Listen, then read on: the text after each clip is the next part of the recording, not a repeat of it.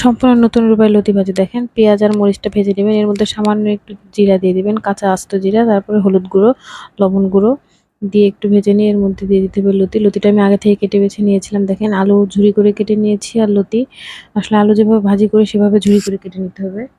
এভাবে লতি রান্না করলে যারা খায় না তারাও চেটে পুটে খেয়ে নেবে। অবশ্যই একবার বাসায় ট্রাই করে দেখবেন। আসলে এভাবে লতি ভাজি করলে একটু তেল বেশি লাগে, কারণ তেল ছাড়া কড়াই লেগে ধরে।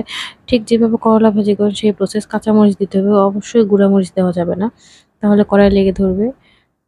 আর এভাবে অবশ্যই ট্রাই করে দেখবেন, ছোট বড় সবাই খুব পছন্দ করবে। এভাবে লতি ভাজি আর সঙ্গে যদি ডাল থাকে তাহলে তার কোনো কথাই নেই, একবারে মুচমুচে আলু ভাজির মতো হয়ে যাবে। দেখেন এভাবে বারবার উল্টিয়ে পাল্টিয়ে দিতে হবে,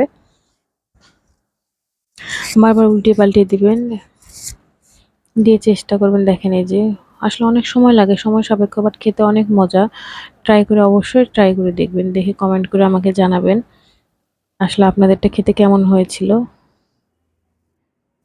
দেখেন এই যে এত সুন্দর মুচমুচে কুচমুচে হয়ে গিয়েছে। দেখেন আসলে খেতে অনেক মজা ছিল।